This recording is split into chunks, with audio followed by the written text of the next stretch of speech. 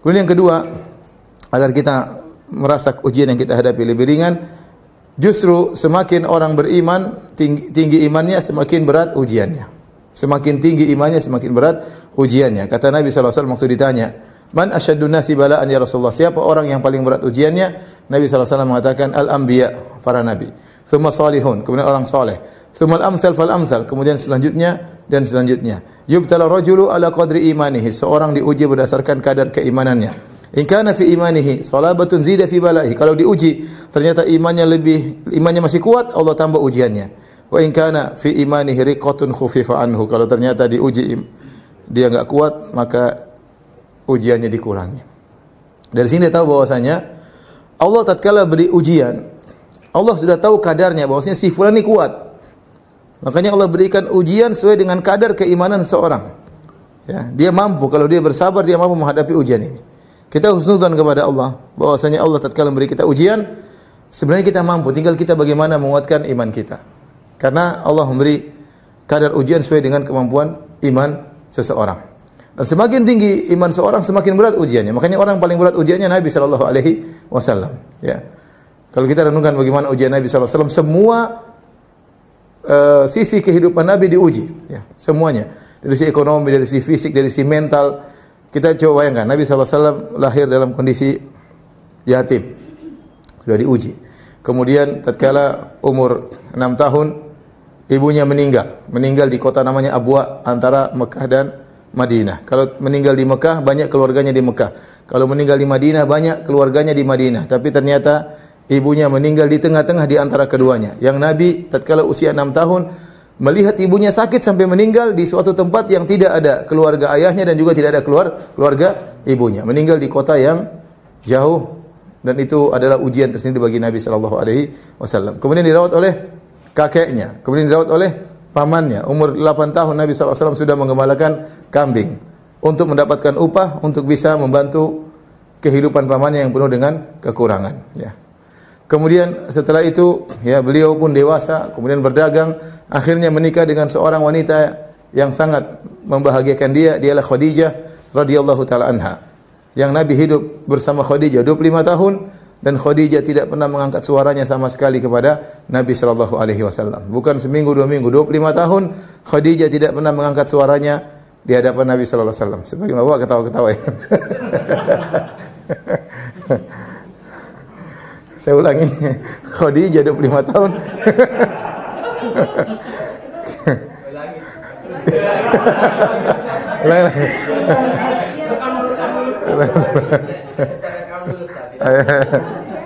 Khadijah 25 tahun tidak pernah mengangkat suaranya. Ibu juga bilang, itu kan suaminya Nabi sallallahu alaihi wasallam.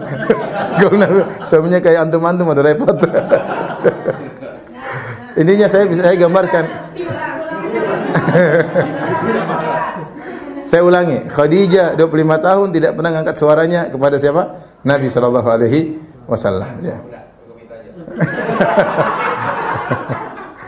Oleh karenanya bayangkan Nabi sallallahu alaihi wasallam sejak awal berdakwah dihina, dipermalukan, dituduh yang tidak-tidak. Namun setiap dia pulang ke rumah dia dapati seorang wanita yang menghiburnya, menghilangkan kesedihan hatinya. Demikian terus.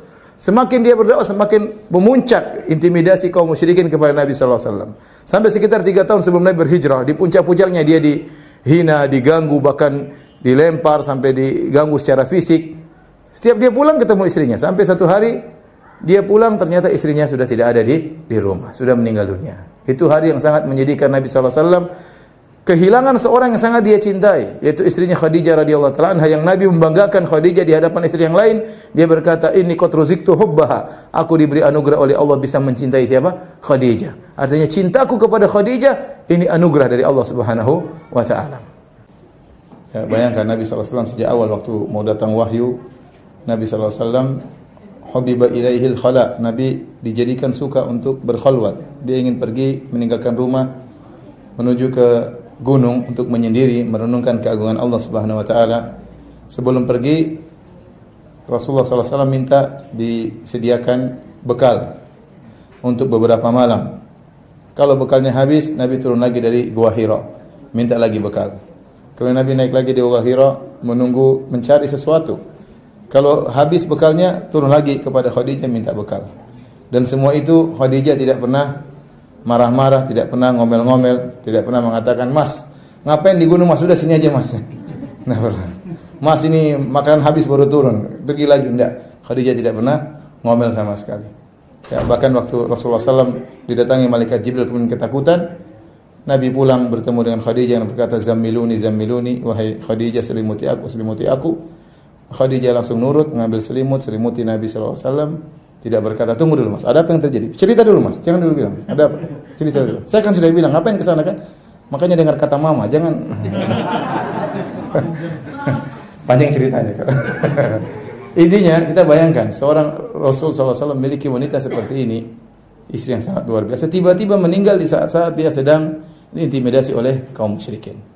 Ini ujian yang sangat besar. Kalau kita bicara tentang kehilangan anak-anak, maka Nabi SAW punya anak 7, ya. 6 dari Khadijah, 1 dari Maria Al-Qibtiyah.